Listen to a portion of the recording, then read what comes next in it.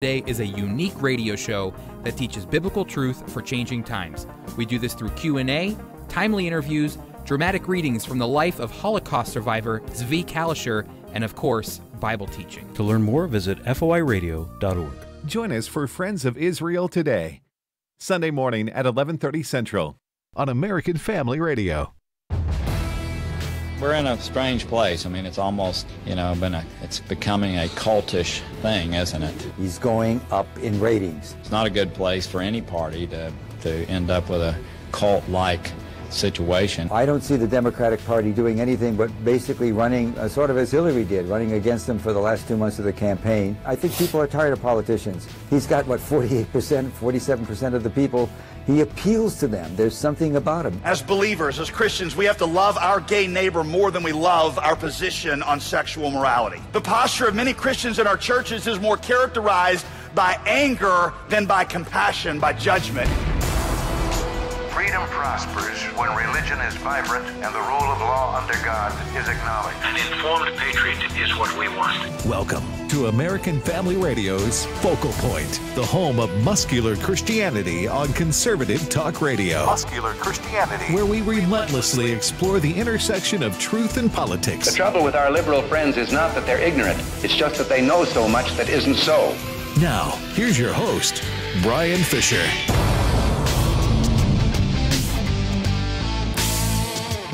Howdy and welcome to a brand new edition of Focal Point here on American Family Radio. Brian Fisher is my name, congenial, convivial, and amiable as always. Program Focal Point, the home of muscular Christianity on conservative talk radio, the home of high definition.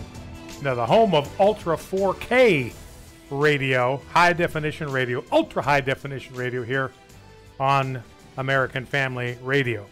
Again, the program Focal Point. We want to begin our program today. We've got a lot of content to cover. By the way, sorry to report again that our phones are down. Our problem now is with AT&T, so we are at the mercy of AT&T engineers to fix our phone problem, and who knows how long it's going to be before they get around to it. If their work with Comcast is any, they own Comcast, if that's any indication of the kind of service you get with them, forget about it, as they say on the East Coast. Anyway, what's interesting in the passages we're going to look at today, it's in the end of Matthew 18 and on into John 18 and on into John 19. And this is the appearance of Christ before Pilate. Now, there's one major takeaway that I want us to get from this to realize what God is doing. One of the things you see clearly is God is orchestrating this entire event. He's orchestrating everything here to bring about the outcome that he wants. You think about this just for a second. What is the worst thing that the enemies of Jesus could do to him? What's the worst thing that the scribes and the Pharisees and the Sadducees could have done to Jesus? The absolute worst thing they could do to him was to kill him. And doing so, they played right into the hands of God, because God had arranged that Jesus would be the substitutionary sacrifice for you and for me, that he would die on Passover when the Passover Lamb was offered up as a sacrifice for the sins of the entire people. So Jesus orchestrating all of this, he has Jesus brought before Pilate, and Pilate, I want you to grab this, because this is a cool little deal. You know, you got a separation here between chapter 18 and chapter 19, a chapter division that obscures this really beautiful little nugget in the gospel, and I want to point that out to you. The scribes and Pharisees, they bring Christ to the governor's headquarters. This is to Pilate's headquarters, the headquarters of the governor, to the praetorium where all the Roman soldiers hung out. And the reason they did it, you know, they go to Pilate. We got a criminal to bring before you, and Pilate says, go away, judge him according to your own law. And the Jews say, look, it's not lawful for us to put anyone to death. And this is confirmed by the history of the time, Josephus and others, that the Romans gave the Jewish authorities a lot of latitude on what laws to establish and what kind of punishments to administer.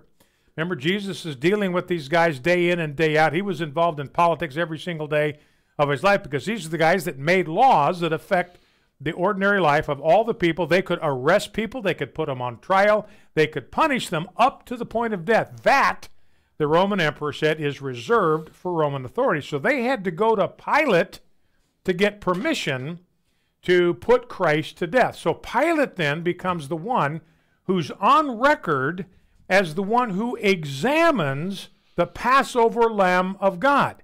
Now remember that when the Jews brought a Passover lamb to be offered in sacrifice, what was true, what had to be true about that Passover lamb? It had to be unblemished, could have no blemish, otherwise it would be disqualified as a sacrificial lamb. And Pilate, without even realizing it, has been put in the place here of passing judgment over the fitness of this Passover lamb to serve as a sacrifice for the sins of the people. So anyway, they bring him to Pilate, and he went in, Jesus did, and appeared before Pilate. That's where Jesus says, look, my kingdom is not of this world, because if it was, we'd be bringing out swords and cannons and all kind of stuff. So Jesus is saying, look, the kingdom that I'm bringing to earth is not like your kingdom. The battle that we fight for our kingdom is one that we wage with the weapons of our warfare, which are spiritual in nature, and they are powerful for the pulling down of strongholds. We don't wage war in building this kingdom like you do with swords and horses and armies and so forth. So anyway, so Pilate has this exchange with him. After he had said this, in verse 38 of chapter 18, he went back outside to the Jews and told them, this is the first time he says it, I find no guilt in him. He says, I've examined him as the chief legal officer in this corner of the Roman Empire, and I find no guilt. I find no blemish in him. So they put a crown of thorns on him in chapter 19. The Roman soldiers are beating him, striking him with their hands. Pilate went out again and said this, I am bringing him out to you that you may know that I find no guilt in him. For a second time, Pilate says, I find no blemish in him. This is an unblemished man who stands before me. So Pilate said to them, he brings him out wearing a purple robe. He says, behold a man. The chief priests and officers cried out, crucify him, crucify him. Pilate finally yields and says, take him yourselves and crucify him. In other words, Pilate wanted to wash his hands of the old deal. Take him yourselves and crucify him, for I find no guilt in him. So the reality is, due to the orchestration of God of the events leading up to and including the death of Jesus Christ, Pilate served in the role of the one who was to examine the lamb that was being brought forward as a Passover lamb, to examine it to see if there were any blemishes on this lamb that would disqualify him from serving as a substitutionary sacrifice for your sins and mine. 3 times he says, I find no guilt in this man. It's no accident that this happened 3 times. Remember, Jesus said, the Bible says, it's by the mouth of 2 or 3 witnesses that every fact is confirmed. So Pilate served as all 3 witnesses. 1 pronouncement, no guilt. A 2nd pronouncement, no guilt. And a 3rd pronouncement, after further examination, I find no guilt in him. He can serve as our Passover lamb. Well, let's go to prayer. Lord Jesus, we read here that not once or even twice, but 3 times, Pilate declared that there was no basis for a charge against you. You were truly an unblemished Passover lamb who did not die for your own sins or transgressions, but for ours. And Lord, we acknowledge the sovereign hand of your Father, orchestrating even the strategy of the Jews to see that the word that you had spoken about the kind of death you would die would be fulfilled. You yourself said that Pilate would have no authority over you, no authority or power to free you or to crucify you. if it had not been given to him from above. Your kingdom, you said, is not of this world, but from another place. Help us as your followers to understand this, so that even though we live in the world, we may not wage war as the world does, but instead use the divinely powerful weapons you have given us to demolish the strongholds of Satan. In your name we pray. Amen. Here's some great news. If you missed the deadline to sign up for a health care plan, or more importantly, if you signed up for a plan that you're just not happy with, you still have a choice. It's called Medi-Share. Medi-Share is a Christian healthcare sharing program. It's been around for 25 years. They have hundreds of thousands of members all across the country. And get this, over the years, Medi-Share members have shared more than $2.5 billion of each other's medical bills. Best of all, you could save a lot of money with Medi-Share. The typical savings for a family is about $500 a month.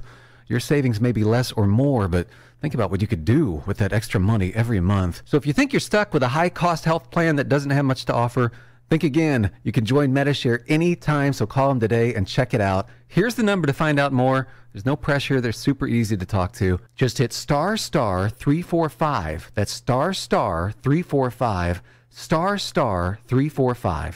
Sin is pleasurable for a season, but the end is destruction. My name is Abraham Hamilton III, and this is the Hamilton Minute. The show Sex and the City premiered on HBO 20 years ago. It celebrated women living extremely promiscuous lives. One-night stands were glamorized as the ultimate feminist statement. 20 years later, real-life Carrie Bradshaws are coming forward to express their regret as they are left to deal with the wreckage their lives became after trying to live out what was portrayed on the television screen. Sin is pleasurable for a season, but its end is destruction. VeggieTales said it well. God's way is the best way. Listen each weekday from 5 to 6 p.m. Central for the Hamilton Corner with Abraham Hamilton III, public policy analyst for the American Family Association.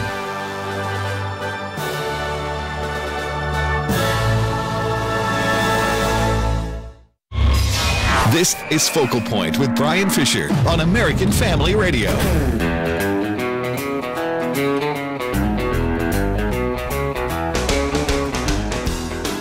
Howdy and welcome back to Focal Point on American Family Radio. Brian Fisher is my name. Well, today is the day that the much-awaited Inspector General's report is going to be revealed to the public.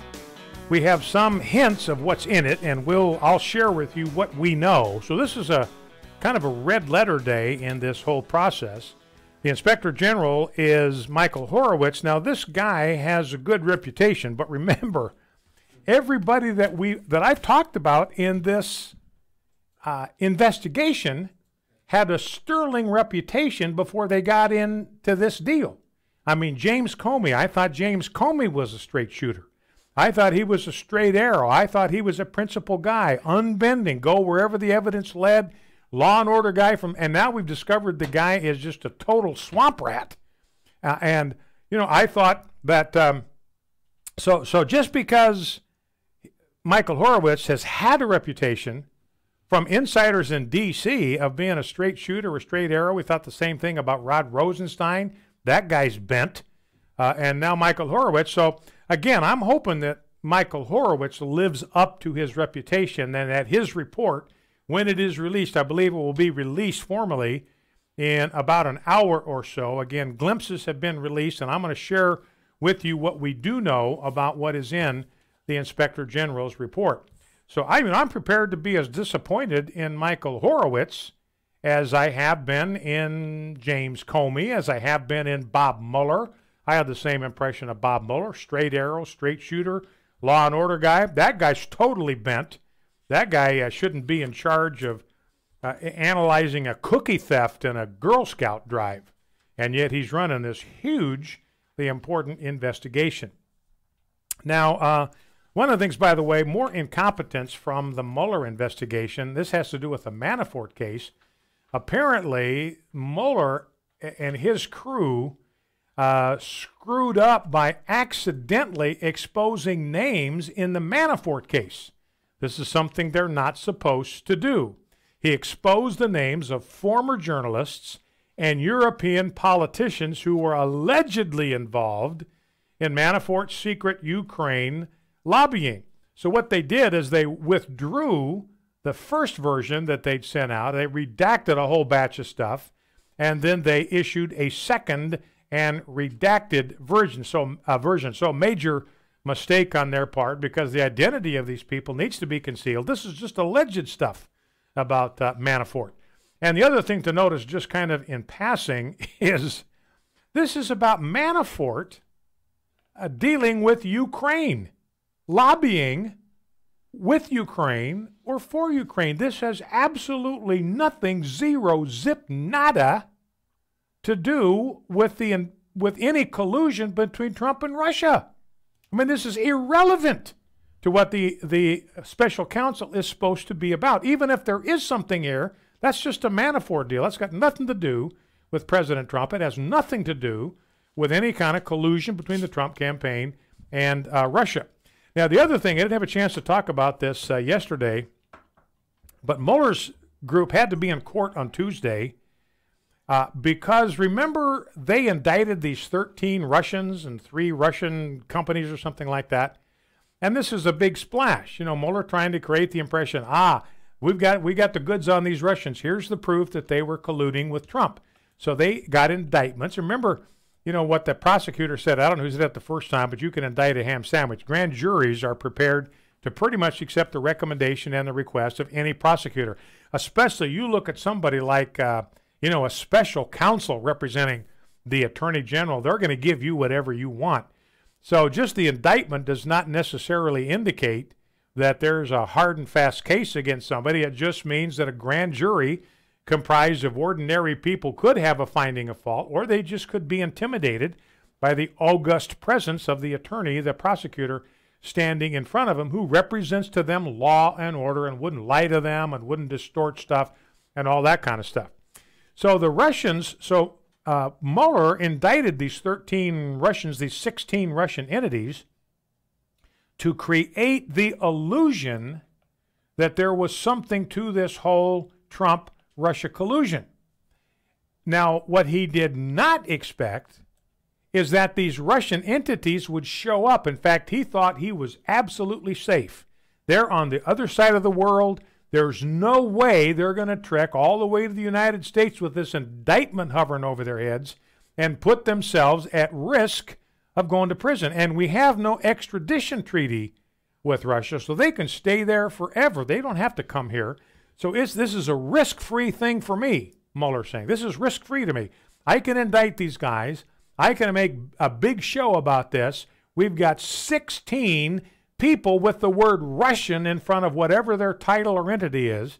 So there's 16 Russians. There's got to be some fire where there is all this kind of smoke. Well, it was all smoke and mirrors, and Mueller had nothing. There was nothing there. And what he didn't count on, what he didn't anticipate, was that these Russian firms would hire attorneys here in the United States to defend them from these baseless charges.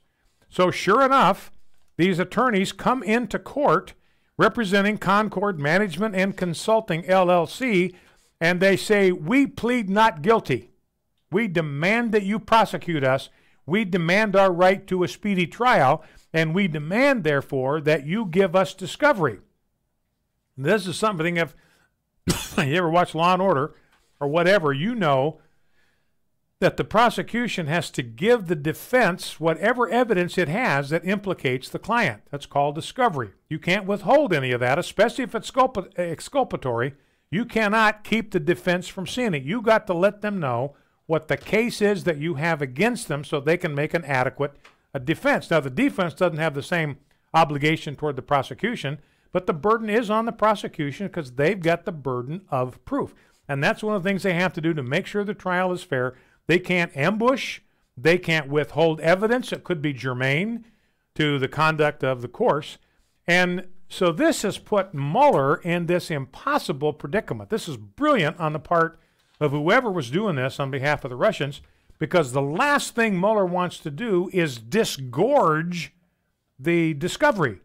He does not want the Russians to know what it is he has on them, because he's going to tip his hand. I think the reason he doesn't want to do it is he's got nothing on them. He's got bupkis on them. The transparent weakness of his case will become evident to everybody that looks at this discovery, and it's going to be a huge embarrassment to him. See, as long as this discovery stuff stays buried, as long as the Russians don't challenge this, as long as the Russians don't go into court and demand that Mueller show them his cards, which they can do, then Mueller believes that this information is going to remain sealed for time and eternity. I will never have to admit to the public that I've got nothing on these 16 Russians. And so that's why he's fighting it. He went to court Tuesday, filed a 14-page deal, a 14-page motion to keep this evidence from the defendant. I mean, he's making a motion here to break the law. Judge, I would like permission to keep the defendants in this case from knowing what the prosecution has on them. Well, that's going to have to get thrown out of court just immediately. But again, I think the wheels are the ground is starting to shake, starting to shift under Mueller's feet. Now, another player in this whole thing is Rod Rosenstein. We've talked about him. And Andrew McCarthy has a lengthy piece today. I got a text from the executive producer, by the way, that says, "Calm downstairs." So and then I got another one. I mean, haha, calm down. Oh. So that's that that auto spell you got there. So, okay, I'll be calm downstairs. What's going on upstairs? I can't make any promises about that. And I'm operating in my upstairs mode today. So anyway, Andy McCarthy is writing about Rod Rosenstein, and he has threatened Congress with a subpoena. We've got some sound bites about this. But Rod Rosenstein has threatened Congress with a subpoena. We played the sound bites yesterday from Jim Jordan and Mark Meadows, because what they want to know is how did this investigation get started? Where did this whole thing that led to the appointment of a special prosecutor, what kick-started this thing? How did it get started? Who were the players that kicked this thing off? Now, what McCarthy is saying here is that the House has every right to those documents because the Department of Justice is the creation of Congress. They created it by statute. They created the Office of the Department of Justice. They created the Federal Bureau of Investigation by statute. Congress funds it. They fund it. So they have every right constitutionally and legally to figure out what the people they're paying to uphold the cause of justice are doing with our money. And this is the thing that Rosenstein apparently just does not understand. He's fighting this on some kind of trumped-up deal that he has the right to defend himself. Well, nobody's accused him of anything yet. They're just saying, we want the documents that are in your control. And Jeff Sessions disappointed me. I frankly think Jeff Sessions' days are numbered, and I frankly think they ought to be numbered. I mean, Jeff Sessions has finally gotten on my last nerve. I mean, I love the guy. I admire the guy. I respect the guy. I think he's a man. I do believe he's a man of unimpeachable character. I just think the problem here is that what is called for in this position is somebody who's an alley fighter because of what's coming against Trump. And Trump needs somebody at his side, needs somebody in the Department of Justice who is an absolute pit bull for the cause of justice. Jeff Sessions is not a pit bull. He's not an alley fighter. He is a Southern gentleman. He's not going to take the fight to anybody. He's not going to take the gloves off and mix it up with anybody. He is a Southern gentleman from A to Z, which is to his credit. He's just in the wrong spot. We need somebody who is a pit bull in that role, and Jeff Sessions, I'm afraid, is just not it. And I'm disappointed. It's the first time I've said that because I have been holding out hope in Jeff Sessions all this time, and I think finally I'm agreeing with all of you. A lot of you have been saying the same thing for months. Finally agreeing with you. It's time for a change there, and I think Trump is probably gonna do it. Because Rosenstein here, Rosenstein is fighting Congress, which has the absolute constitutional authority to get the documents from him that they are asking for. And so McCarthy says, look, this guy is a chief witness in this whole investigation. and you never put a witness in charge of an investigation. If you have a prosecutor and somehow he's mixed up in whatever happened and he's going to be called as a witness because he participated in a conversation, participated in a transaction, observed something, he has to recuse himself. You can't have a witness running an investigation. Rosenstein knows that, and he's staying in place. Sessions knows it, should have cashiered him a long time ago. Be right back. This is Dr. Richard Lamb, president of Southern Evangelical Seminary. Welcome to Bringing Every Thought Captive. Today is Flag Day, first observed June 14, 1885, making today the 133rd anniversary of this day. Set aside to honor our flag, the Stars and Stripes was officially adopted as the U.S. national flag on June 14, 1777, a year after the Declaration of Independence was signed on July 4, 1776. What better way to honor our flag than to remember that 2 years ago we celebrated the 200th anniversary of the Star-Spangled Banner. In 1814, in the midst of the War of 1812 with Great Britain, Francis Scott Key wrote the words to the Star-Spangled Banner. He was inspired by the huge American flag that flew over Fort McHenry in spite of the intense British bombardment. Set to music, it became the widely accepted national anthem of our nation. We have all sung the Star-Spangled Banner many times with our hands over our hearts. We all know the great first verse of this stirring song. But how many of you know the other verses, most notably this magnificent and stirring verse? Oh, thus be it ever, when free men shall stand between their loved homes and the war's desolation. Blessed with victory and peace may the heaven-rescued land praise the power that hath made and preserved us a nation. Then conquer we must, when our cause it is just, and this be our motto, in God is our trust. And the Star-Spangled Banner in triumph shall wave over the land of the free and the home of the brave. What powerful and convicting words. America is indeed the heaven-rescued land. American history makes no sense without God's blessings and God's preserving hand. America has not been merely the recipient of fortuitous circumstance, but God's providential blessing and watch care. That's why we must be grateful to God, and may we pray that God continues to bless America in spite of her many faults, and may we be more deserving of His blessing. For more information about Southern Evangelical Seminary, or how you can download the free mobile SES app, go to ses.edu. This is Richard Land. This is Focal Point with Brian Fisher on American Family Radio. Listen to the audio podcast or download today's program at afr.net. You can also read Brian Fisher's columns at afa.net. afa.net. Howdy, welcome back to Focal Point, American Family Radio. Brian Fisher is my name. Talking today about the upcoming Inspector General's report and kind of doing a review of what we now know about the Mueller investigation. That's what we've been talking about. And the interesting thing so far, what I'm picking up from the Inspector General's report, it's going to verify and confirm everything that you've heard right here on Focal Point from day one. Everything we've told you is being verified by the Inspector General's report.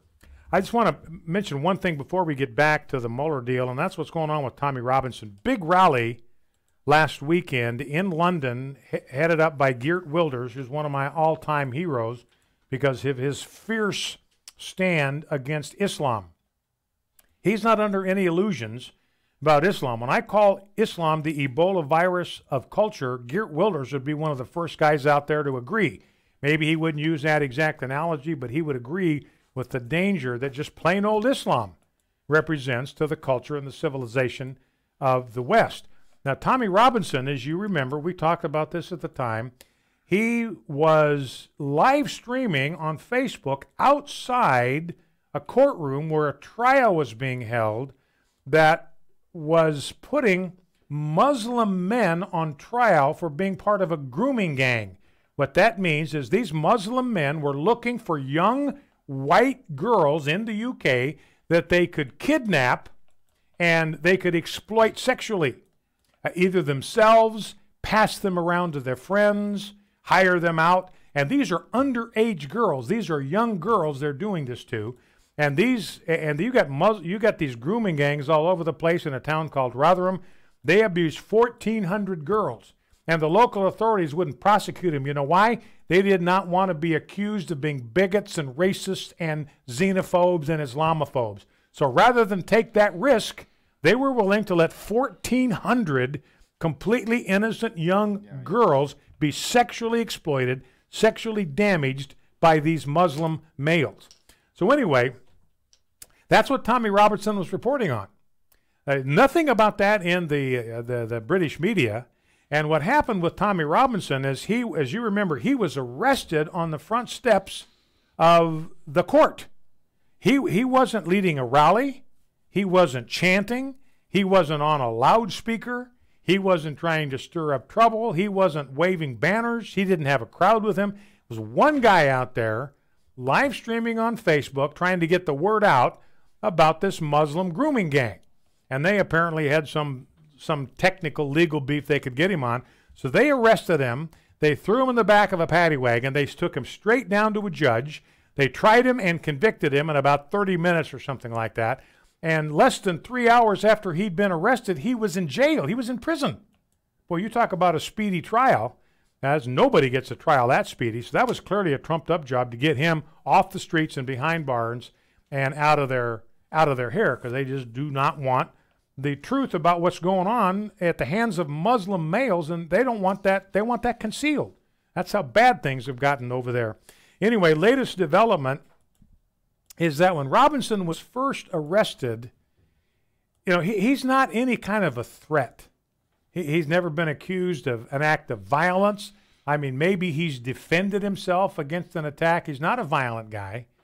So he was held initially in a low security prison with a low Muslim population. That's where they held him originally. But he has been moved.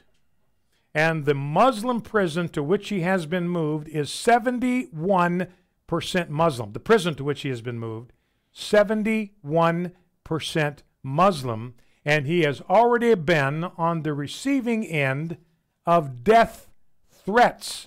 Robinson has been subjected to Muslim prisoners banging on cell walls, threatening to kill him since he arrived at the jail. Now being held on the main wing of the jail among the general population.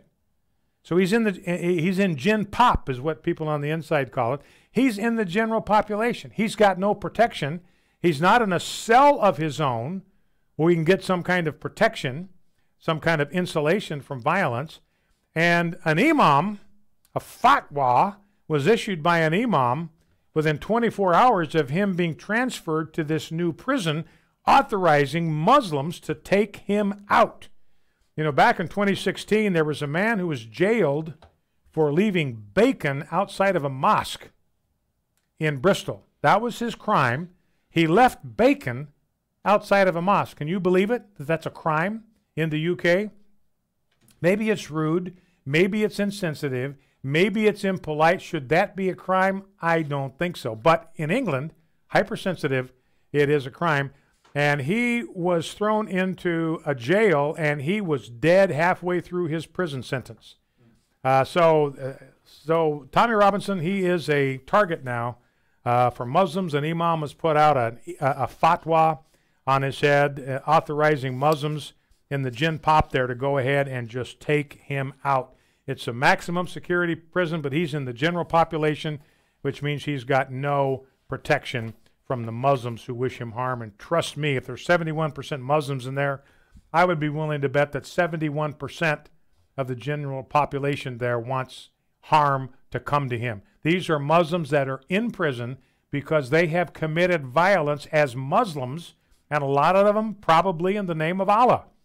So anybody who has spoken out against Islam is going to be in danger of his life, and I believe that's Tommy Robinson today. Not going to be surprised if we get through this weekend and find out that he is dead.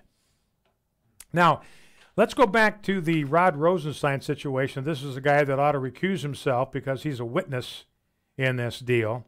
And, Attorney General Sessions was counseled by the Justice Department, all of whom are Obama appointees. None of the people that counseled Sessions to recuse himself, and that's the reason Rosenstein's even in the position he's in, the Justice Department officials appointed by Obama told him he had an obligation to recuse himself. And remember, he had no reason to recuse himself. The interactions he had with Russian officials were entirely ordinary. I mean, maybe he's shaking hands with somebody after he gave a speech, sitting across the table from somebody at a reception or at a dinner. That was it. Nothing improper about what Sessions did not need to recuse himself, but he's so eager that he wants to be sure that he's seen to be above reproach that he recused himself when he didn't have to. Anyway, none of these Justice Department officials have told Rosenstein he needs to recuse himself. And in Sessions' case, all the requirements for recusal none of them were there. There was no criminal investigation. His contacts with Russian officials were not improper. There was no evidence of criminal collusion between the Trump campaign and Russia. And Sessions had no involvement in improving FISA surveillance warrants over members of the Trump. So there was no reason for him to recuse himself whatsoever. And yet here is Rosenstein. I mean, his hands are probably dirty. Remember, he signed one of these FISA warrants to spy on the Trump people. He signed one of those. And here the investigation is into whether all of that was proper. Well, here's Rosenstein, who's supervising the investigation. He's telling Mueller, he has the authority to tell him what to look into, what to investigate, what to stay away from, and his hands are dirty. He signed one of these FISA warrants to spy on Trump and the campaign. It just kind of boggles the mind, and this is what Andy McCarthy is saying. Andy McCarthy, he's a mild-mannered guy, doesn't get worked up too often, but this is even getting under his collar. Here's what he says: on what planet is it necessary for Jeff Sessions to recuse himself, but perfectly appropriate for Rod Rosenstein to continue as acting Attorney General for purposes of both the Mueller investigation and Congress's probe of Justice Department investigative irregularities? Now somebody who can do something about this is Jeff Sessions. Jeff Sessions is Rod Rosenstein's boss. Rod Rosenstein is the Deputy Attorney General. What Jeff Sessions has recused himself from is any part of the investigation that has to do with collusion with Russia, that has to do with the campaign. None of this stuff here deals with the campaign. He needs to step in and terminate Rod Rosen's term as the overseer of this investigation. Now, what we do know from the IG's report is, and Bloomberg released some of the details here, is the IG's report does say that James Comey deviated, that's in quotes, deviated from Bureau and Justice Department procedures in handling the probe into Hillary Clinton. And in the process, the IG says, he damaged the agency's image of impartiality. Even though, and here's where you start to wonder about Horowitz. Here's where you start to wonder. He came to the conclusion that Comey was not motivated by any kind of political bias. He was completely impartial, completely above the fray, wasn't influenced at all by political factors. So that makes me wonder about Michael Horowitz, because I think Comey is bent, seriously bent. And basically the IG's report says that he deviated from Justice Department protocol. He knew the procedures and he did not follow them in the Hillary Clinton case. Here's a quote from the IG's report. He departed clearly and dramatically from FBI and department norms. His decisions negatively impacted the perception of the FBI and the department as fair administrators of justice. So he's responsible for compromising the FBI's reputation for being impartial investigators. Comey did that by deviating so radically from the procedures that are followed in the Department of Justice. So let's see if I get to some of the specifics here. You get down to the fact that you had Peter Strzok and Lisa Page exchanging text messages that were sharply critical of Trump. Mueller finally removed Strzok from the inquiry after the texts were discovered. Once they came to light, Mueller realized, look, I've got to get these people off of this investigation because they're obviously compromised. Lisa Page, on August 8, questioned Strzok about whether Trump would become president. Strzok replied, August 8, 2016, no, he's not. We will stop it. But Horowitz said in the report that, quote, we did not find documentary or testimonial evidence that improper considerations, including political bias, directly affected the specific investigative actions we reviewed. He did write that, quote, the conduct by these employees cast a cloud over the entire investigation. Well, which is it? No political bias or a cloud over the entire investigation? Be right back. You wish you could stop thinking about it, but you can't. It never quite leaves your thoughts. Even in the joyful moments, it's there. The sadness, shame, and sorrow. You know you can't go on like this, so don't. Phone the International Helpline for Abortion Recovery at 866-482-LIFE. Your call is confidential, and you'll be talking with someone who's already been where you are and found the way out. 866-482-LIFE. Culture is a product of us being placed in a particular location, and it is God's desire that his light bearers would culture or cultivate a particular area. Join Abraham Hamilton III as he presents the biblical case for cultural engagement. It's a powerful video resource from the American Family Association's Cultural Institute series. You and I create the culture of our country. Visit afastore.net. Are you a responsible person who finds yourself growing deeper and deeper in credit card debt and you're not sure how to fix the problem? Then get ready for a toll-free number that will put you on a path to financial recovery. Trinity Debt Management is a nonprofit organization that will consolidate your accounts into one easy-to-manage monthly payment, put a stop to late fees and over-limit charges, and reduce your interest rates by as much as 60%. You'll save thousands and become debt-free for keeps. It's not a loan. It's a smart way to relieve your stress, meet your obligations, and preserve your self-respect. If your debt has you down, we should talk. Gather up your bills and call this toll-free number for a free, no-obligation debt analysis. 1-800-788-1813. That's 1-800-788-1813. If you're in debt and you need help, call Trinity at 1-800-788-1813. American Family Radio. You're listening to Focal Point with Brian Fisher. Brian Fisher.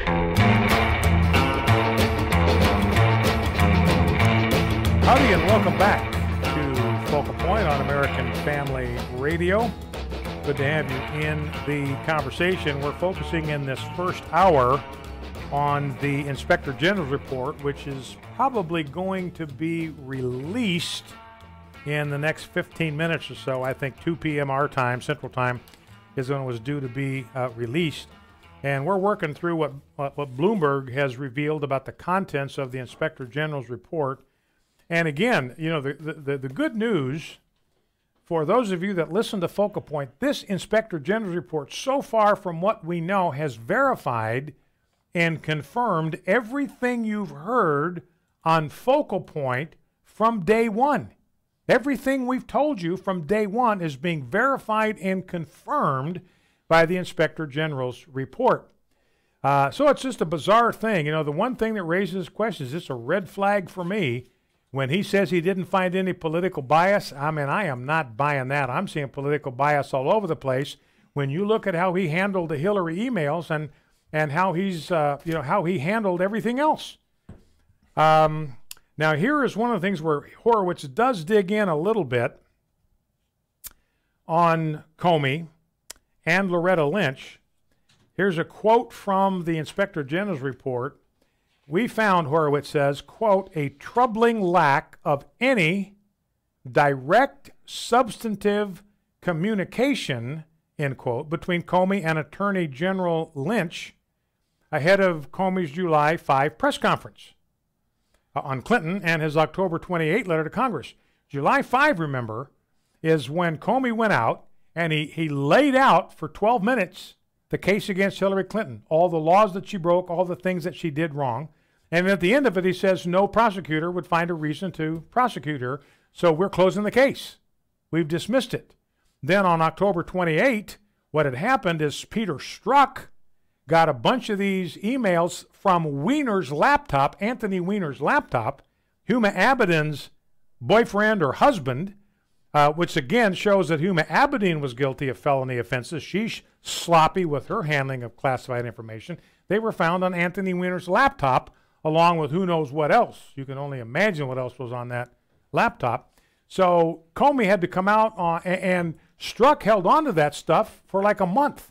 And I think Strzok's motivation for doing it, he knew this was damaging and was dangerous to Hillary. He wanted to bury that thing until it would be released too late to affect the election. That's what he tried to do. So Comey finally had to come out on October 28th and said, hey, we got some new emails. We got to look at these things. The investigation has been reopened. His motive, I think he knew that he needed to do that because if it came out after the election, then everybody's saying, well, the election was cooked. This is information that the FBI had, the Department of Justice had, and they didn't let the voters know it. This election is crooked. So he was trying to head that thing off at the pass. At any rate, what Horowitz found out is there was no communication between James Comey and Loretta Lynch. Now, and he goes on to say, we found it extraordinary that in advance of two such consequential decisions, the FBI director decided that the best course of action was to not speak directly and substantively with the Attorney General about how best to navigate those decisions. Now, the problem here is this is not the FBI director's decision. He doesn't have the authority to decide who to prosecute. That's not his call. His job is to be the director of the Federal Bureau of what? Federal Bureau of Investigation, not the Federal Bureau of Prosecution. That's the job of the Department of Justice. So his job is to take what he finds in his investigation and hand that over to the Department of Justice, and then the Attorney General, Loretta Lynch, she decides whether to prosecute or not, and Loretta Lynch, for whatever reason, wanted to get as far away from this thing as she could. She just delegated to James Comey, I'll just support whatever you decide. You decide whether you want to prosecute or not, and I will back you up. And remember, Obama had said back in the spring, look, she had no intention here to compromise national security or whatever. So Loretta Lynch just abdicated her responsibility, handed it over to Comey, which she's got no authority to do, and Comey said nobody in their right mind would prosecute this thing, which is absolutely untrue.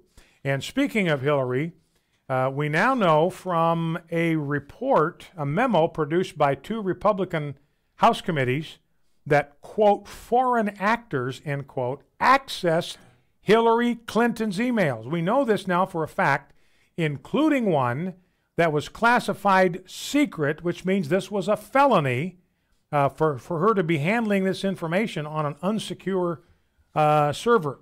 The memo prepared by the House Judiciary and Oversight Committee details the findings of congressional investigators who looked into whether the Department of Justice made politically motivated decisions over the past 2 years with respect to the Clinton and Trump-Russia investigations. Quote, documents provided to the committees show, listen to this, foreign actors obtained access to some of Mrs. Clinton's emails, including at least one email classified secret.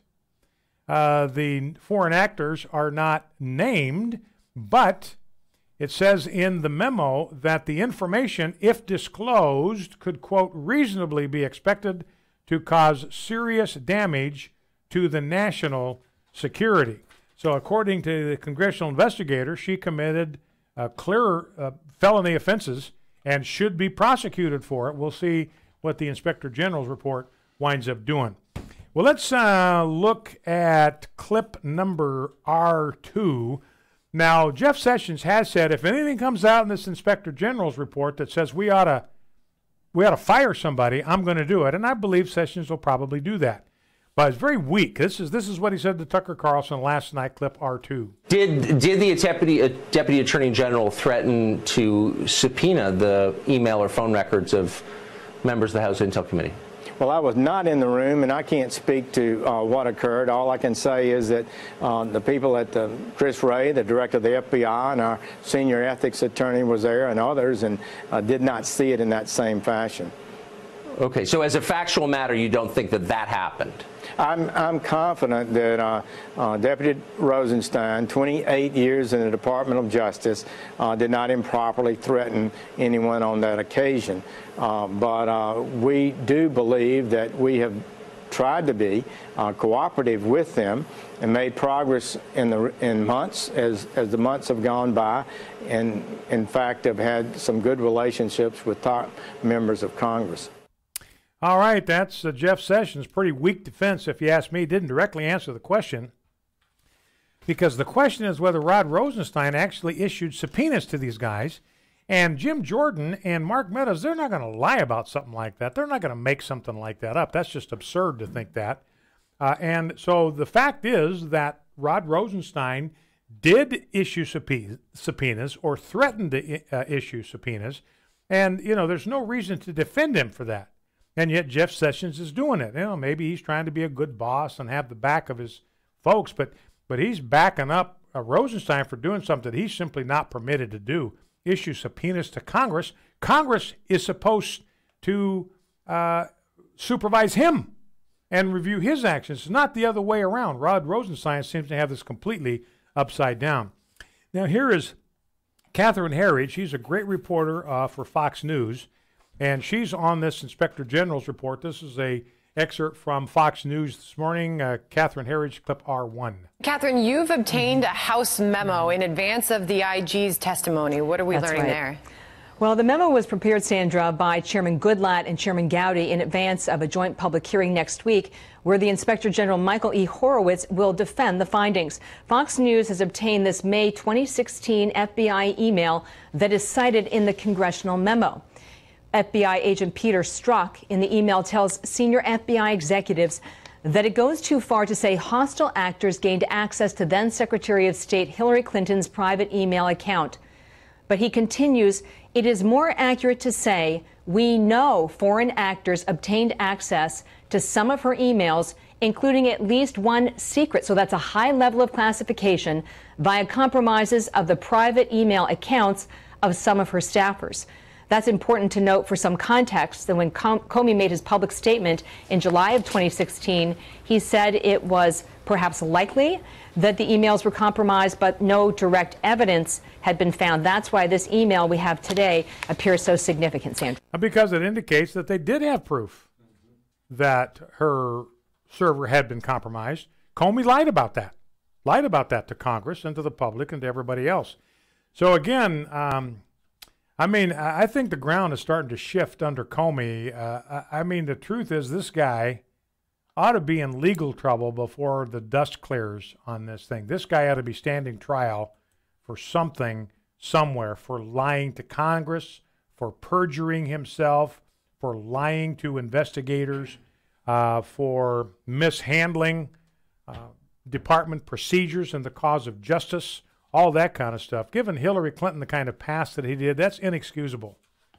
She needed to be held accountable for that, for storing classified information. I mean, that is so egregiously bad. I mean, that is just kind of beyond the pale of anything that you would expect from somebody. I mean, not from Hillary Clinton. You'd expect about anything from her, but from somebody who's the secretary of the cotton-picking state. You just don't imagine that they could be so sloppy with the nation's secrets to put them on an unsecured server in the hallway of a bathroom in Colorado. But she did, needs to be held accountable for it, and James Comey gave her a pass, and Loretta Lynch just didn't want to get her hands dirty. She wanted Comey to take the fall because she wanted to stay in the good graces of the Clintons. And remember, she had that private tarmac meeting with Bill Clinton right before Comey's July 5th conference. Not hard to think that maybe Bill and Loretta were cooking up that deal. Loretta, you just send James Comey out there to take the fall for you, and it's all good with us. Focal Point, American Family Radio. We'll be back right after the news. Stay with us.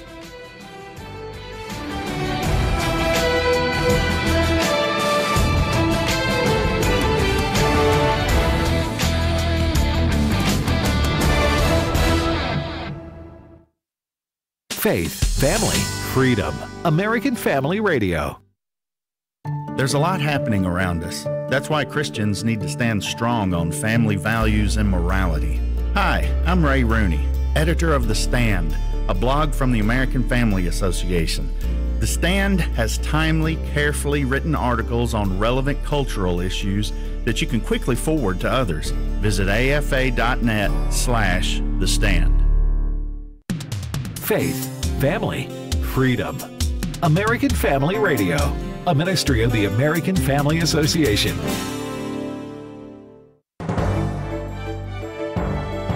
American Family News, I'm Rusty Pugh. Free speech includes what voters wear to the polls.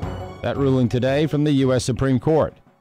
It started with a Tea Party voter who was wearing a "Don't Tread on Me" t-shirt into a Minnesota polling station in 2010. That was a violation of state law that says no political clothes or pins are allowed while voting. The Supreme Court ruling now 7-2 that the law violates the First Amendment. Most states do have laws restricting what voters can wear to the polls, but Minnesota's was very broad. The state saying the law was helping keep order at polling places.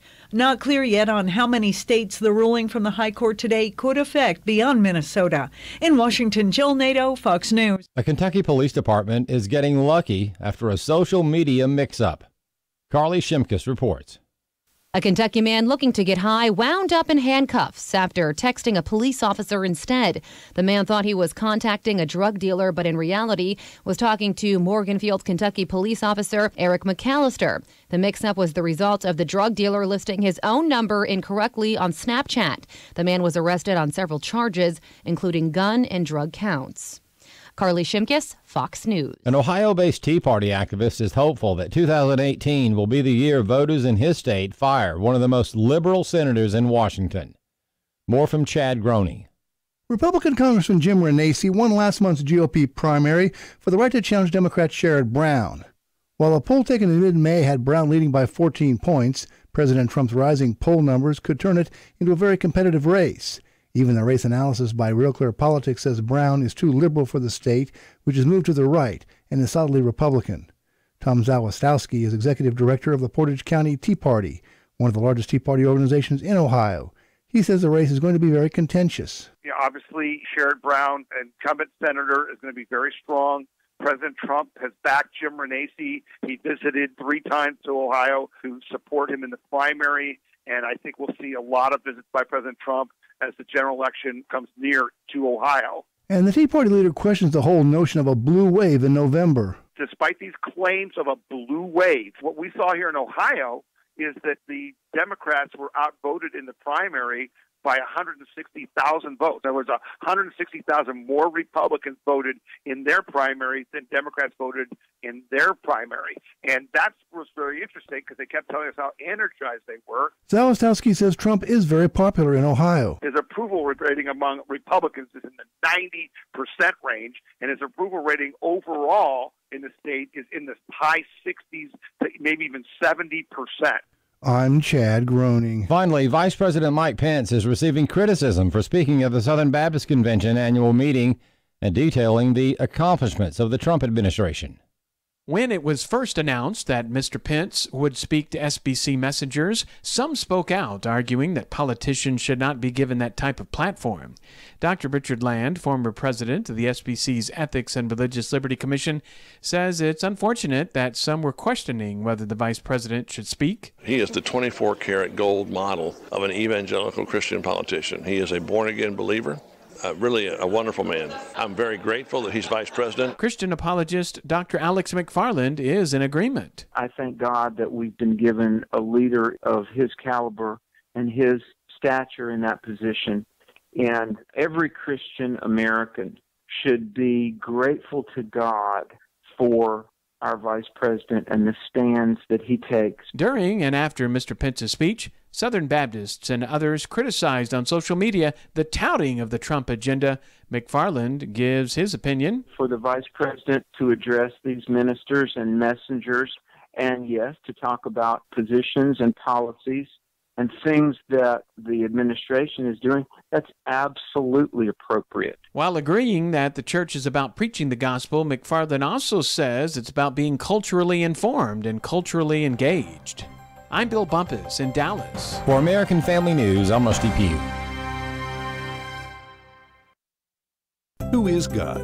What is He like? How can we know? Your answer to these questions will impact your worship, discipleship, apologetics, and evangelism.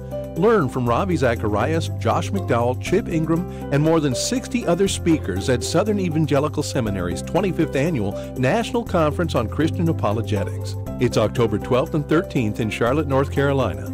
Get the early bird discount when you register by August 1st at ses.edu.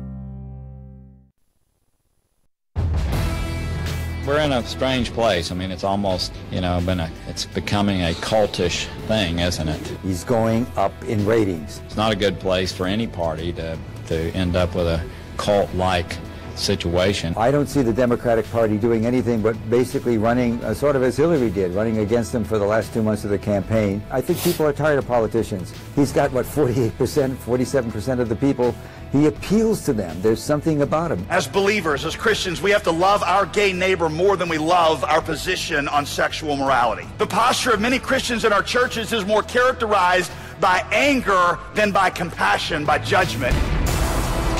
Freedom prospers when religion is vibrant and the rule of law under God is acknowledged. An informed patriot is what we want. Welcome to American Family Radio's Focal Point, the home of muscular Christianity on conservative talk radio. Muscular Christianity. Where we relentlessly explore the intersection of truth and politics. The trouble with our liberal friends is not that they're ignorant. It's just that they know so much that isn't so.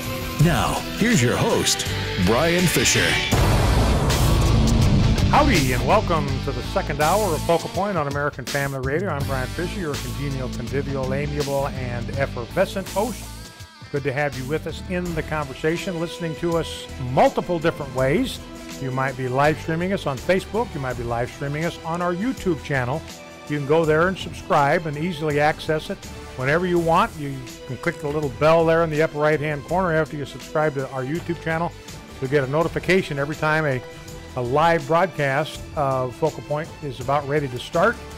Also, you can listen to us on one of our 184 stations that comprise the AFR network. You can audio stream us at afr.net, listen through your computer. You can get the podcast by going to afr.net and scrolling down, or you can go to our Facebook page, just click on the Learn More button. It'll take you right to the podcast option. You can listen on the go by using our apps for the iPhone or for the Android. A lot of different ways to access the content, and we're glad that you do.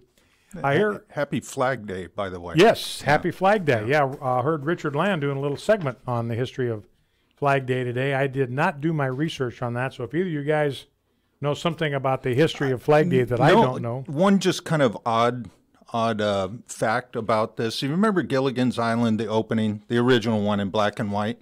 Man, I can't wait to see how we get from Flag Day to Gilligan's Island. I know, there is a connection, but if you ever watch those old ones, you'll probably notice there's a flag flying at half-mast in the background as they're pulling out of port.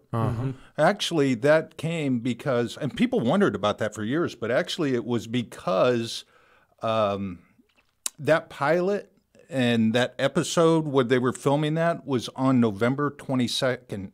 On 1963, the day. Oh my gosh! You know what that's that day when they is. filmed that episode. Wow. That was the day that. Kennedy was assassinated. Exactly. So that wasn't a stage thing with those flags at half mast. Then wow, man, it would have been tough. I would have think it'd be tough to do to act on a day like that. Especially behind it, especially in a comedy. But it, basically, the footage where they're pulling out of port. Okay, you so can maybe see that a flag in the background at half mast. All right, let's. But that's all I have to offer. Okay, well that's a cool little tidbit. I appreciate that. Let's go to our Make America Great segment for the day. This will make Donald Trump happy and make the American people happy. U.S. weekly jobless claims total 218,000 people, where the expectation was 224,000. That means that jobless rolls declined to a 44.5-year low. So that's good news from the economy. Ongoing unemployment drops to the lowest level since December of 1973. Here's another headline from Breitbart. Retail sales boom, biggest rise in 6 months, double the expectation. So the economy is going on all 8 cylinders. A couple of quick items from the Religious Liberty Front. This is a study from Ohio State. Their psychology researchers indicate that churchgoers live on average 4 years longer than atheists. That is your Fisher factoid of the day. Somebody asks you, does Christianity help people? Does Christianity do any good for people?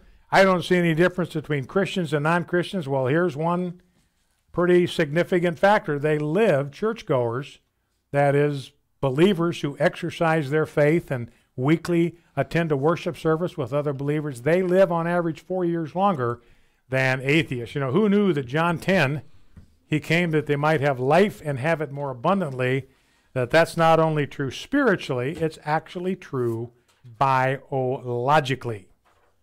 Now, it kind of makes sense, though. It would. I mean, anybody practicing Christians tend to not get in. They do less riskier behaviors with their lifestyle. Mm-hmm. But less also, likely to get in bar fights, for instance. yeah.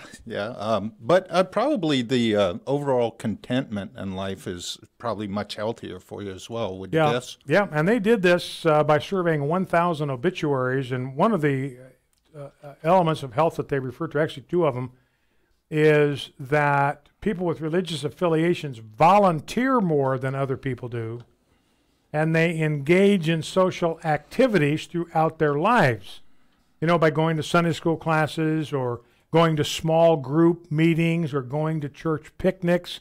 So they're involved in all of these church activities that are social. They involve interactions with people, and that adds life. It adds vibrancy and longevity to life, and they volunteer, and volunteering is good for human health. Now, I've got a column up at afa.net. I encourage you to go there and read it. I'm going to talk about the highlights of it. And, Jeff, could you tweet that out and pin it to the Facebook page and to the Twitter account? I've alluded to this, but I want to go into it in a little detail today. We'll have to lapse over into the next segment to get all of the content here delivered that I want to. But this has to do with an Arizona appeals court and its ruling last week. Remember, there were 2 women that run a wedding invitation shop in Arizona. And they went to court to protect their right to exercise their Christian faith in their business. They are sincerely devoted Christians, just like Jack Phillips of Masterpiece Cake Shop was, sincerely devoted followers of Jesus Christ.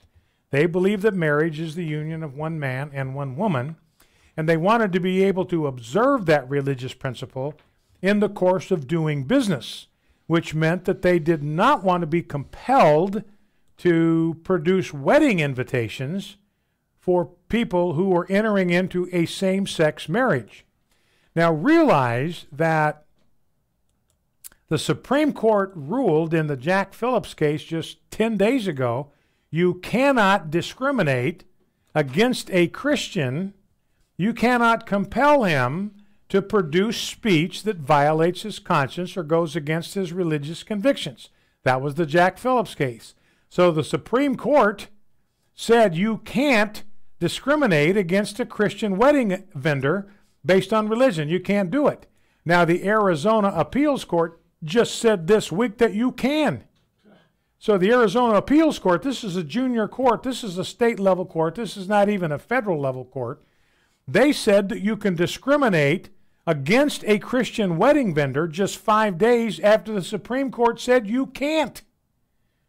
So in essence, the Arizona court told the Supreme Court to pound sand. Arizona Appeals Court said to the Supreme Court, we don't like your opinion, and so we're going to ignore it. Now, in the Jack Phillips Masterpiece Cake Shop case, the Supreme Court said that Jack Phillips, remember, who's a devout Christian, he could not be forced against his will to produce speech that violated his conscience. Now, even though Jack Phillips didn't actually write anything on the cakes, just the fact that his artistry went into producing these wedding cakes was a form of expression. It was a form of speech, and it said the Constitution protects that. You can't compel him to produce speech that conflicts with his religious convictions. Now, in Arizona, the case involves two women who produce wedding invitations. Everything they produce has a written message on it. We'll conclude our discussion right after this break. Stay with us.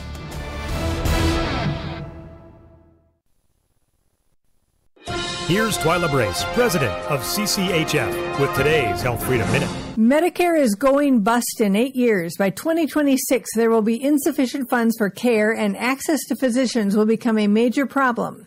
Medicare has been hemorrhaging cash since 2008. In 2007, Medicare assets were 150% of expenses, but in 2018, assets are only 65% of expenses. The ACA had 165 Medicare-related provisions, including a $500 million cut in funding. Medicare trustees suggest a payroll tax increase or an immediate cut of 17% in spending. 10,000 baby boomers enter Medicare every day. Isn't it time to let them keep private insurance? Learn more about protecting your healthcare choices. Sign up for the CCHF Weekly E-News Update at cchfreedom.org. That's cchfreedom.org. Here's some great news. If you missed the deadline to sign up for a healthcare plan, or more importantly, if you signed up for a plan that you're just not happy with, you still have a choice. It's called Medi-Share. Medi-Share is a Christian healthcare sharing program. It's been around for 25 years. They have hundreds of thousands of members all across the country. And get this, over the years, Medi-Share members have shared more than $2.5 billion of each other's medical bills. Best of all, you could save a lot of money with Medi-Share. The typical savings for a family is about $500 a month.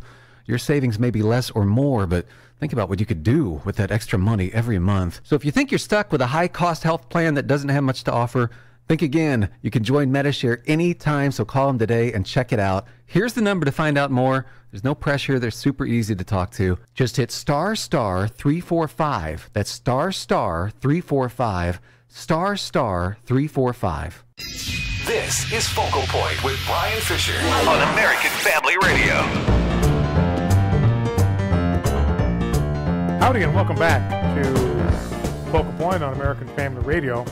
Talking here about this ruling from an Arizona appeals court saying that you can discriminate against a Christian wedding vendor, even though the Supreme Court says you can't. So, and these... They told these wedding invitation producers, these two women that make wedding invitations for people, and of course every wedding invitation is going to have speech on it.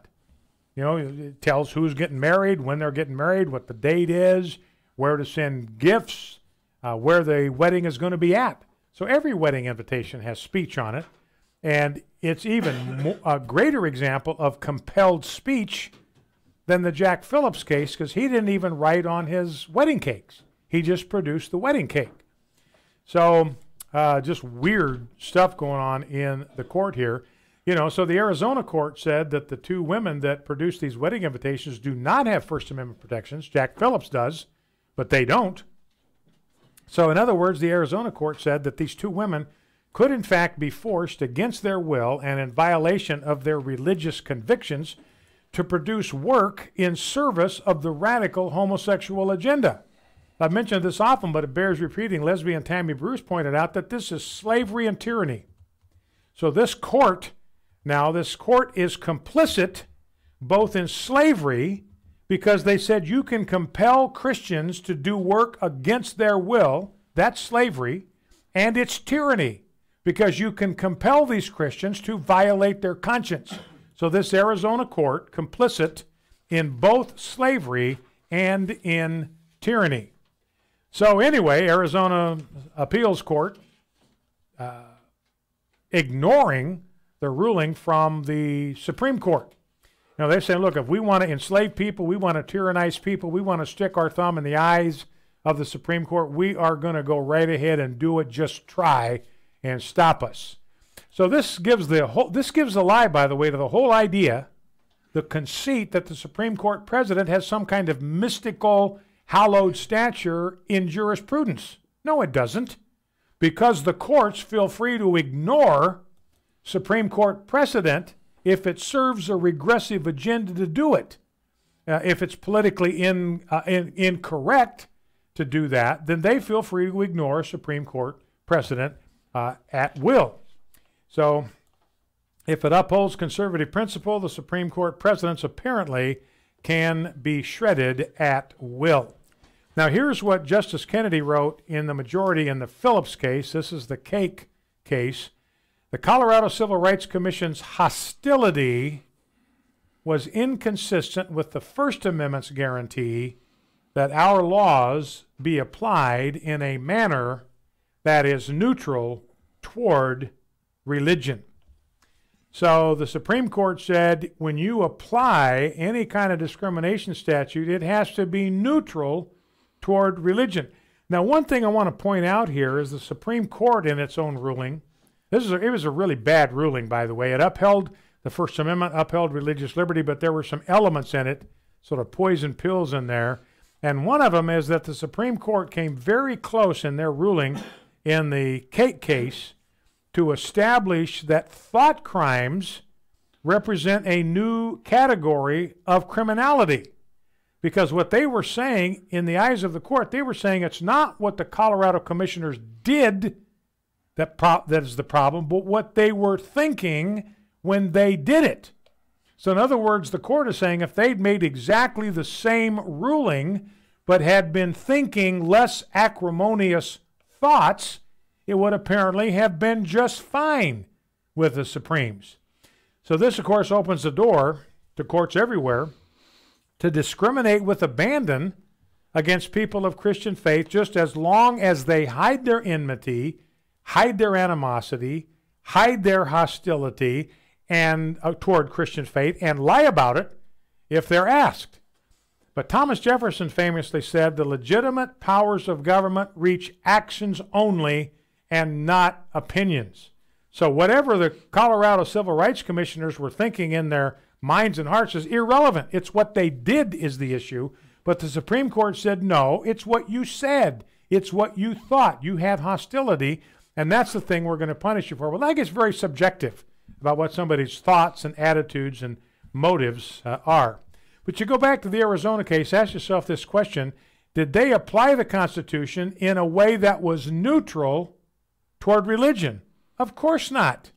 Their ruling plainly favored the homosexual agenda over biblical Christianity. There's no neutrality there. They took sides, and they took sides against Christian faith.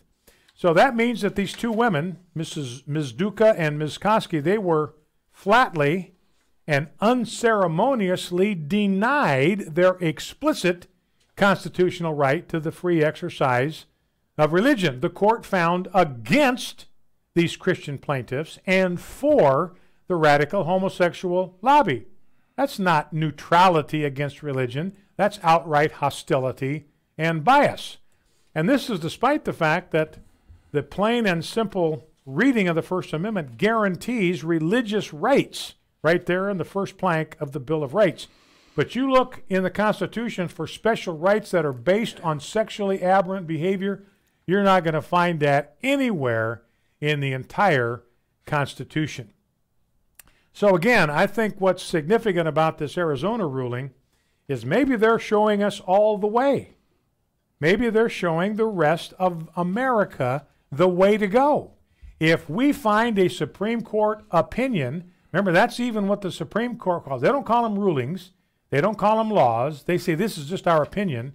If we find a Supreme Court opinion that is offensive, we are free to simply ignore it and to substitute our own judgment, just like the Arizona Appeals Court did. If they can do it, why can't we?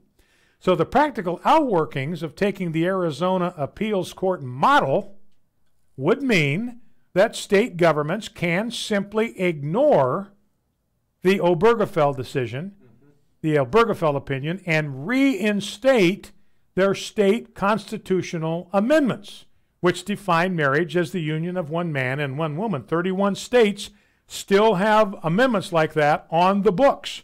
The one that we worked so hard to get in Idaho, it's still in the Idaho State Constitution that marriage is a union of one man and one woman. That's never been changed. It's never been taken out of our state constitution. Arizona showing us the way. Arizona courts can say, hey, look, we don't like the Supreme Court's ruling on Obergefell. We're going to reinstate our own state constitution amendment. You got a problem with us, take it up with the Arizona Court of Appeals. So if a judicial independence is fine for one state, then it's got to be fine for every other state in the union. If it is not, then Arizona better get busy correcting its mistake. So the column is up at afa.net. You can read it there. So let's see where we go from here. Let's get some more sound bites into the mix today. By the way, good news about Jeff Sessions. His Department of Justice intervened to change a University of Michigan bias policy. Their bias policy indicated that feelings, this is a part of their official policy, the most important indication of bias is your own feelings. So in other words, it's entirely subjective. If you have a reaction to what somebody else says, then you're entitled to that, and they have infringed on your feelings, and therefore they got to stop it. You have a right to shut them down and shut them up.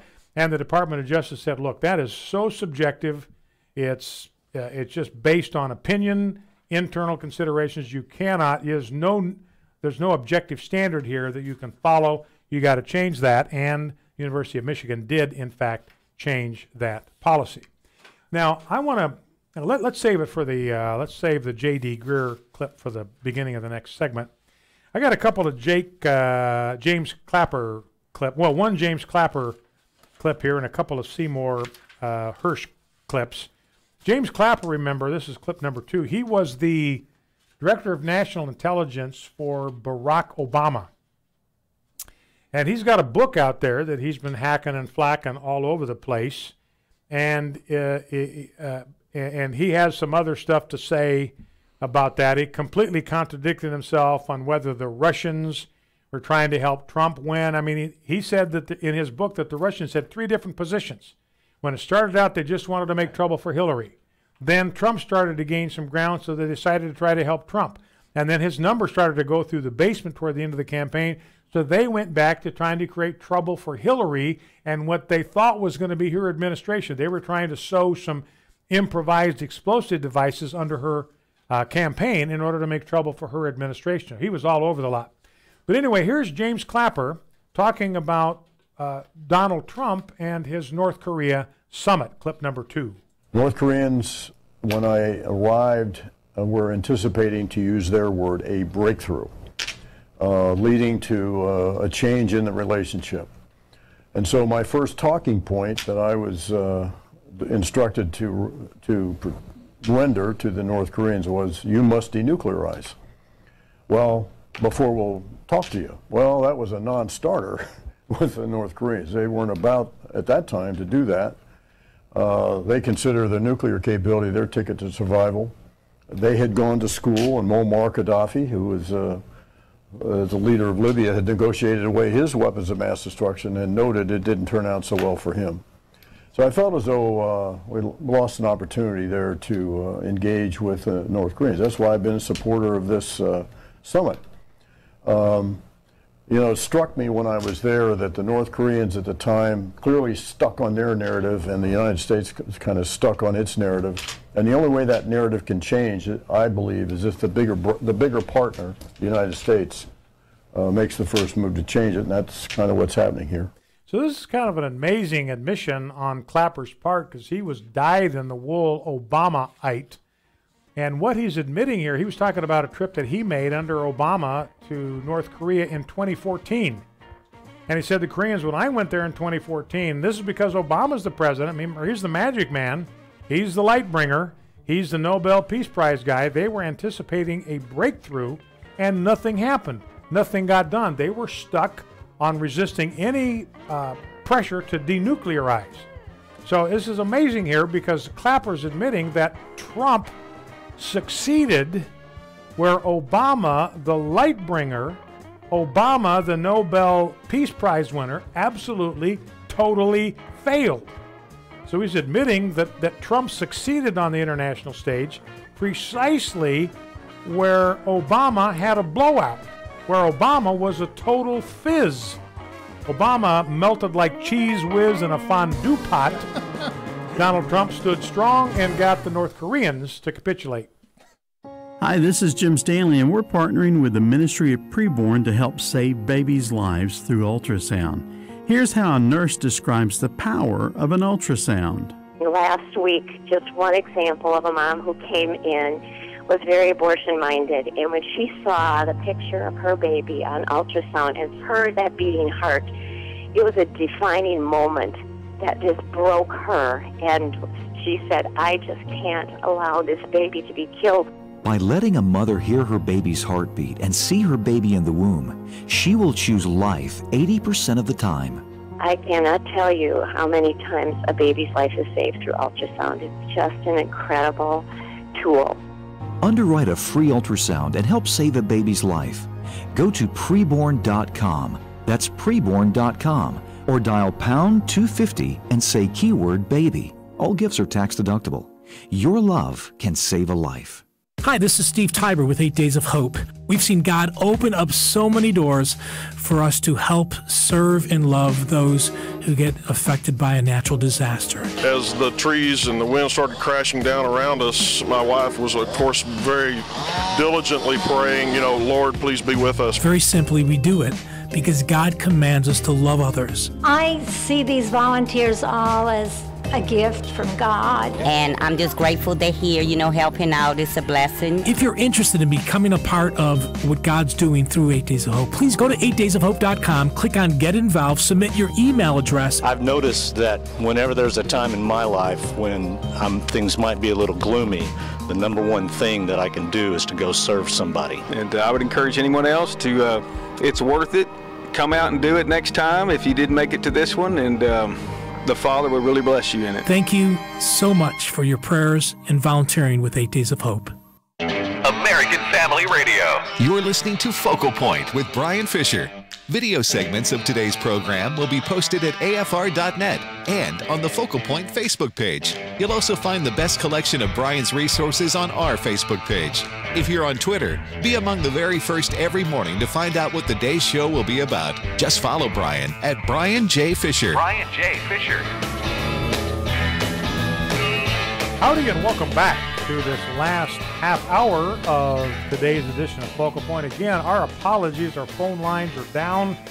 We are dependent right now on AT&T to solve our problem for us, and at this point they don't seem to be in a big hurry to get it fixed, so we will be without the ability to take phone calls, which is a real disappointment to me. I love phone calls, I love interacting with you, and so I hope we'll be back online tomorrow.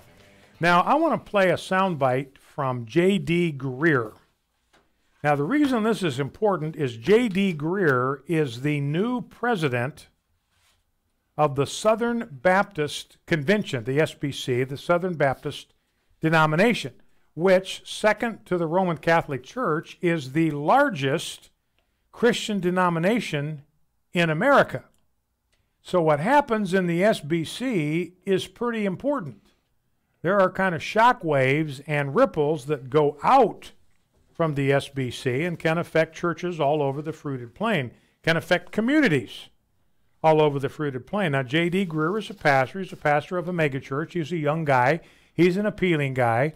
He has got a real social media presence, and he won the Southern Baptist vote 68-31. I mean, that's like a cusser at the Little Bighorn kind of victory. So overwhelming support for J.D. Greear at the convention. Very popular among millennials, young American believers.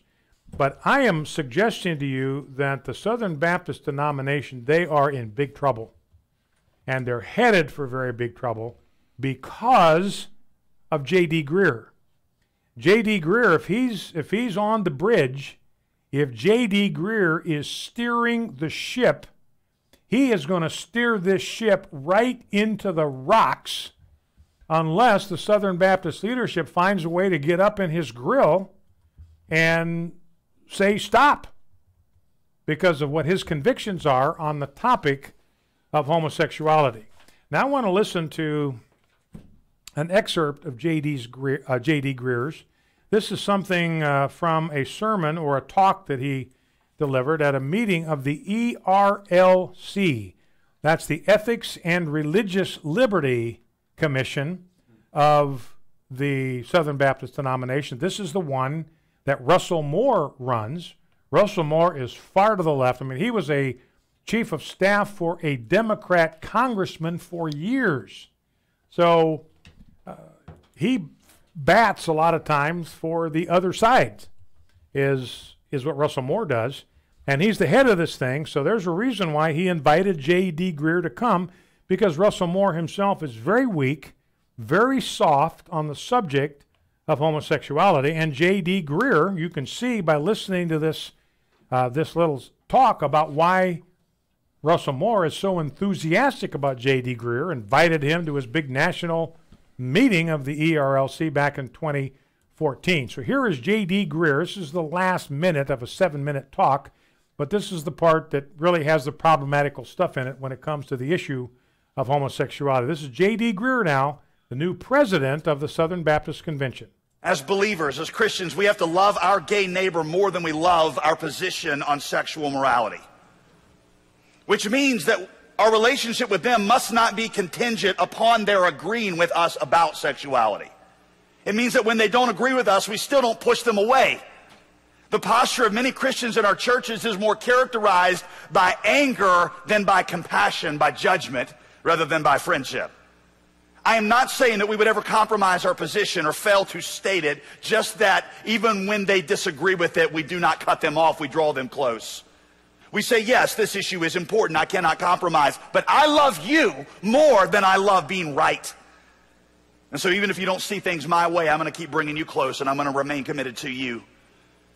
In the cross of Jesus Christ, he shows us the right way to relate to the gay and the lesbian community, clarity about God's righteousness, compassion that would give up its own life to draw them close. All right, so that's J.D. Greear, and all of that sounds good. But ladies and gentlemen, this is just naivete on steroids. It is just pablum. This is embarrassingly weak for the president of the second largest denomination in the United States of America. This is appalling. And I'm going to explain to you exactly why it's appalling and why the denomination is in such bad shape with him at the helm. Because I want to break down some of the things that he says in this talk and show you what's really behind it, what the implications are. He says, look, we have to love our gay neighbor more than we love our position on sexuality. Now, what does that mean? Logically, what this means is if these two things are in conflict, if your love for your gay neighbor conflicts with your position on sexuality, and you're supposed to love your gay neighbor more, what does that mean you're supposed to do with your position on sexuality? You've got to give it up, because loving your neighbor is more important than your position on sexuality. He later says, we don't push them away. Even if they disagree with us, we don't push them away. Well, what he's not addressing here, ladies and gentlemen, is this question: what if they push us away? That's the naivete here. You know, J.D. Greear seems to think that if we are just nicer than Jesus, that they will love us and that they will love Jesus. That if we're just nice enough to them, they will repent, they will love us, they will come near to us, and they will be saved. And if they don't, then it's our fault. If somehow they don't come to faith in Christ, that means we weren't nice, we were mean, we were hateful. It's entirely our fault if a homosexual doesn't come to Christ, because of their contact with us. Now, this is Greer's fatal theological flaw. Listen to me carefully on this, because this is where he is dead wrong theologically. And this is an embarrassing thing for the president of a major denomination to be this flawed theologically in this sermon. Because what J.D. Greear wants is he wants LGBT people to accept him. And that's fine, but that's not the goal. The goal is to get LGBT people to accept Jesus. So his goal is to get LGBTers to accept him as a friend, but the goal is to get LGBTs to accept Jesus as Lord and Savior. Now he says at one point, we do not cut them off, we draw them close. Fine, what if they cut us off? What if we try to draw them close and they push us away? He doesn't seem even to admit for that possibility. He says, I love you more than I love being right. We've got to say that to gays. I love you more than I love being right. The logical conclusion, again, is if I have to choose between the two, if I have to choose between loving you and between being right, if I love you more than I love being right, I'm going to give up being right. I'm going to let that go in order not to let that get in between us. I'm going to sacrifice being right. I'm going to sacrifice the truth out of my love for you. You know, I want to talk about my experience here just for a moment. I have had a lot of conversations with gays and atheists in my career. Had one just the other day, an interview with an outspoken atheist in Southern California. We often talk about homosexual issues when I talk to these people, but I've had a lot of conversations with people that are LGBT activists. And the one thing I know is that I don't believe one of them would say that I'm a hateful person. Our conversations, almost without exception, have been friendly. They have been civil. They have been courteous. We've even shared laughter together. And I did not move them 1 inch. They are as far from Christ and as far from embracing a biblical position on sexuality as they were the first time I talked to them. But they don't believe I'm a hater. I think of Ellen Ratner. She's a very visible gay activist. I rarely see her, but when I do, she greets me like a long-lost member of the family. You know, Michael Signorile, he's one of the leading homosexual activists on the planet. Our relationship is very friendly. We see each other at a conference. We'll smile, shake each other's hands. How you doing? Michael Signorile is under no illusions because I've been on his program. He's under no illusions about what I believe about homosexuality, nor am I under any illusions about what he does, but we still can have a relationship. We can be in a relationship. So Greer's view is nice in theory, but it is fatally flawed in practice. Just because you are nice enough to homosexuals or gay activists does not mean they're going to want to get close to you. Because I've had a lot of other conversations with homosexuals, with gay activists, and I've been just as nice to them as I have been to Ellen Ratner, just as nice to them as I have been to Michael Signorile, and those people don't want to breathe the same air that I breathe. And that's what J.D. Greear seems to misunderstand here. There's this myth out there, again, I mentioned it earlier, there's this myth out there in a lot of Christian circles that if we are just Jesus enough, if we're just Christ-like enough, then everybody will like us and everybody will come to faith in Christ. That is simple. And so we blame ourselves when it doesn't happen. Somehow then, in that line of thinking, that becomes our fault. If they weren't drawn to Jesus through us, that's our fault. We must have been mean. We must have exuded some kind of bias or some kind of a hatred against them that we didn't even notice, and it's all our fault. We got to clean up our act in order to persuade these people. So anyway, I think, bottom line, I think the Southern Baptist Convention is in for a very bumpy ride. They had the opportunity to pick Ken Hemphill as the president. He's a conservative, has been sort of a pillar in the SBC for decades, And they had an opportunity to pick him, somebody who would stand unapologetically for biblical faith. Well, they picked the guy that's young and kind of rambunctious and is kind of the maverick and is kind of part of the cool kids and all that kind of stuff. Well, there's going to be a bitter price that they are going to have to pay for the dynamic that he is going to bring. Because one of the things he's going to do, I mean, there's been a movement to try to do something about Russell Moore in the SBC. I'm speaking here not as a Southern Baptist, because I'm not, but I used to be a Baptist, grew up conservative Baptist, still have a lot of affection for the Baptist tradition. That's my tradition, I would consider, from childhood. But this is going to open up wide doors for Russell Moore and his softness on homosexuality. Back in 2. Hi, this is Kirk Cameron, and I am honored to be partnering with the Ministry of Preborn and American Family Radio to help moms choose life. Actor Kirk Cameron supports Preborn. My 4 oldest children were adopted. That is because of caring and compassionate people who help those young mothers choose life. My wife is an adopted child, and her birth mother chose life for her.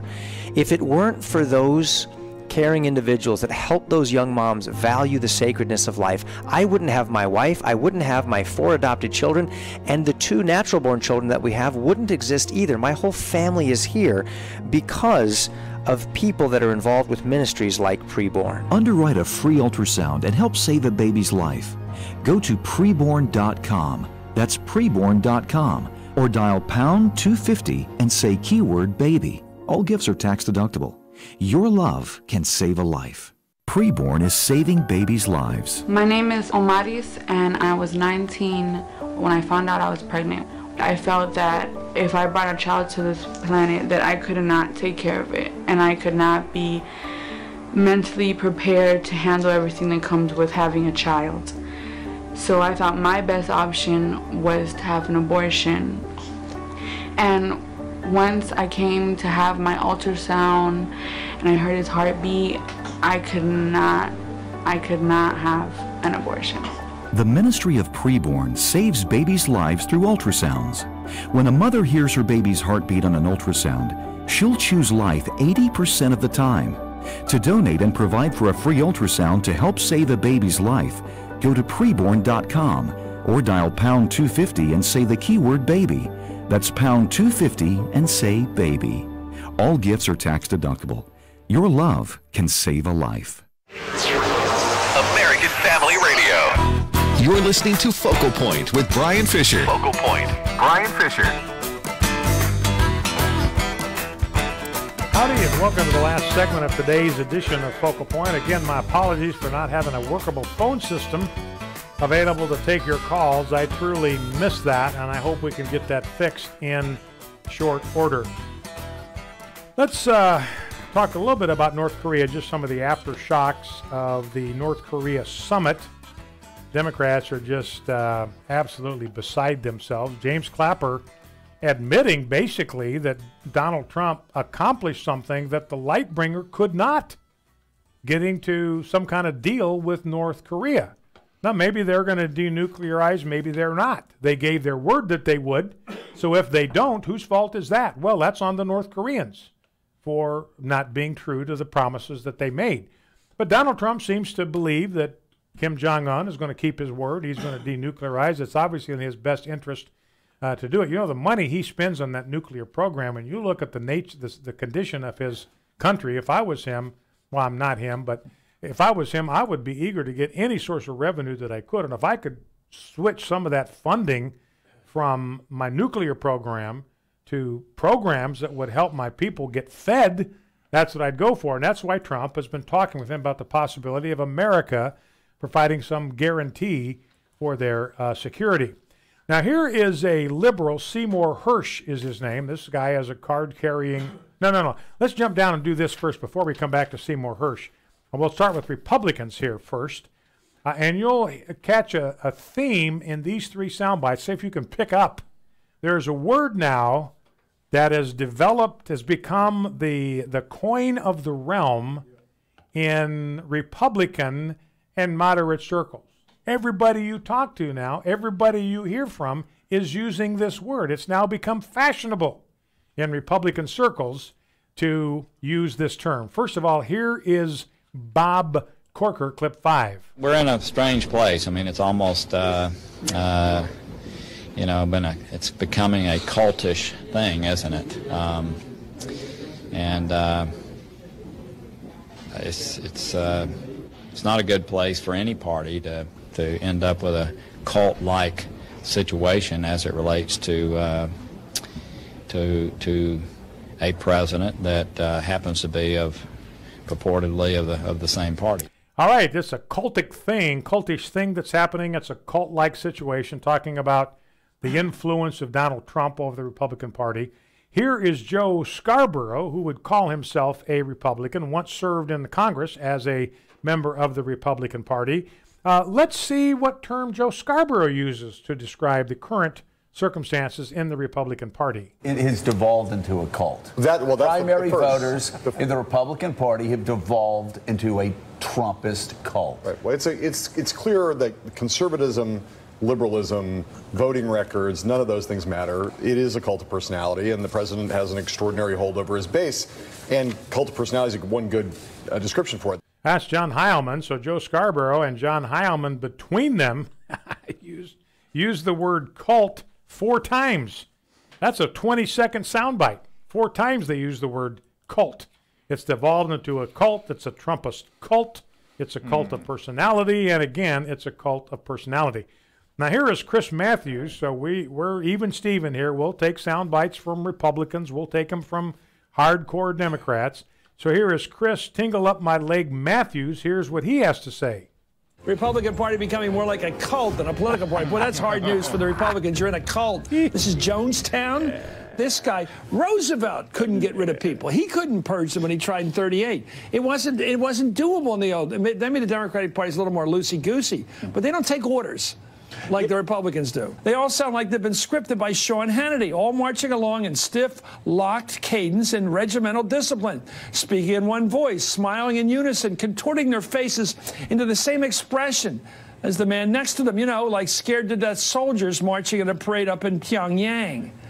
Look at what happens if you get out of step. You're gone, like Senator Bob Corker or Senator Jeff Flake or Congressman Charlie Dent or Congressman Ryan Costello or Trey Gowdy. If you're not in step with the Trump marchers, not in tune with the line from the White House, if you can't lip sync with Sarah Huckabee Sanders, you're dead in Trump's eyes. All right, so there's Chris Matthews. It's becoming like a cult, the Republican Party.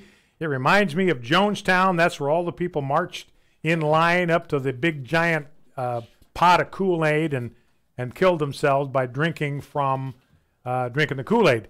And he refers to us as like zombies following Donald Trump. Our eyes are glazed over. We're like robotic. We're automatons. We have no mind of our own. We have no will of our own. We have fallen under the Svengali-like influence of Donald Trump. Well, I looked up the word cult just to see what that word means. And here's what it means. Here's the definition of a cult. It's a relatively small group of people having practices regarded by others as strange or sinister. You know who the cult people are? It's Chris Matthews and Joe Scarborough and Bob Corker. They're the ones that are the cult. There's this small number of people who have this weird devotion to being obsessively anti-Trump, and they're the ones that are the cult. They're devoted. It's a small group of people. There's not a lot of them out there. You think of the Never Trumpers. Think of the people over at the Weekly Standard, the National Review Online, the Jonah Goldbergs, the Bill Kristols, the Steve Hayeses, the Never Trumpers. There's not many of them. There's a tiny little sliver of the conservative movement that are just strange. They're whiny, they're petulant, and they're tiresome. They, ladies and gentlemen, are the cult that we need to be concerned about. Now, let's drop back and play some sound bites from Seymour Hersh. The reason this is significant is Seymour Hersh, as I mentioned, card-carrying liberal, great writer. I've read a number of his books. He's coined some phrases that I really like, from a book on basketball that he wrote on the NBA. One expression was all sizzle and no steak.